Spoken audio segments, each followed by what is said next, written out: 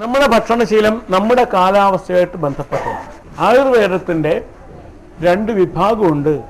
രോഗം വന്നാൽ കൈകാര്യം ചെയ്യുന്ന കാര്യം പഠിപ്പിക്കുന്നത് ആതുരവൃത്തമാണ്.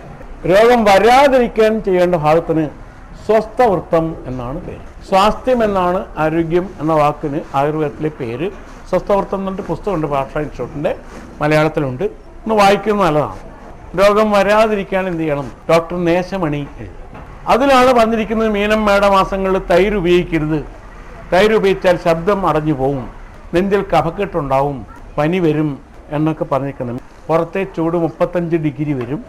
35 ഡിഗ്രി ചൂടുണ്ടാകുമ്പോൾ ഫാറ്റ്, കൊഴുപ്പ് ഉരുകും. ശരീരത്തിലെ കൊഴുപ്പ് ഉരുകിയ സമയത്ത് പുറമേ നിന്ന് കൂടി കൊഴുപ്പ് കൊടുത്താൽ, തൈരോ നെയ്യോ ഒക്കെ കഴിച്ചാൽ അപ്പോൾ തന്നെ അത് കഫക്കെട്ടായിട്ട് നെഞ്ചിൽ വരും, ശ്വാസകോശത്തിലെത്തും. അത് അധികം കഫം വരുന്നതുകൊണ്ട് മൂക്കിലൂടെ പോവും, ജലദോഷമായിട്ട് വരും എന്ന് സ്വസ്ഥവൃത്തത്തിൽ പറഞ്ഞിട്ടുണ്ട്. ഇപ്പോഴാണെങ്കിൽ അതിന് തിരുത്തുവേണം സമയമായി. അതൊരു കൊല്ലം മുമ്പ് ചാർങ്കധര സംഹിതയിലുള്ള സാധനം. ഇപ്പം നമുക്ക് കുംഭം 15 ആകുമ്പോൾ തന്നെ ചൂട് 35 ഡിഗ്രി എത്തുന്നുണ്ട്. കുംഭം 15 കഴിഞ്ഞാൽ തന്നെ തൈര് ഉപയോഗിക്കാൻ പാടില്ല.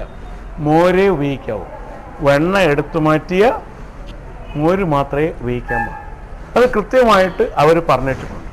പക്ഷെ തമാശ, ഇതറിയാത്ത ആയുർവേദ വൈദ്യന്മാരുണ്ട് എന്നുള്ളതാണ് തമാശ. ആയുർവേദത്തിൻ്റെ ഈ ഭാഗം പഠിപ്പിക്കാറില്ല, പഠിക്കാറുമില്ല. രോഗം വരാതിരിക്കാൻ എന്ത് ചെയ്യണം, എന്തൊക്കെ ചിട്ട പാലിക്കണം, എപ്പോഴൊക്കെ ഉപവാസം എടുക്കണം.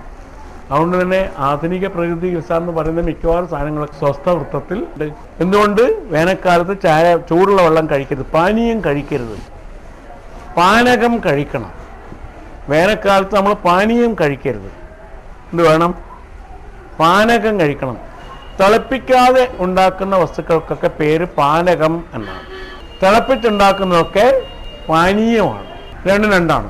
അപ്പോൾ മോരും വെള്ളം ഒരു പാനകമാണ്, എന്തല്ല, പാനീയമല്ല. നാരങ്ങ വെള്ളം പാനകമാണ്, പാനീയമല്ല. എന്നാൽ ചായയും കാപ്പിയൊക്കെ പാനീയമാണ്. വേനൽക്കാലത്ത് പാനീയം കഴിക്കരുത്. വേനൽക്കാലത്ത് കഴിക്കേണ്ടത് പാനകമാണ്. നമ്മുടെ ഭക്ഷണശീലം നമ്മുടെ കാലാവസ്ഥയായിട്ട് ബന്ധപ്പെട്ടതാണ്. ആയുർവേദത്തിൻ്റെ രണ്ട് വിഭാഗമുണ്ട്. രോഗം വന്നാൽ കൈകാര്യം ചെയ്യുന്ന കാര്യം പഠിപ്പിക്കുന്നത് ആതുരവൃത്തമാണ്.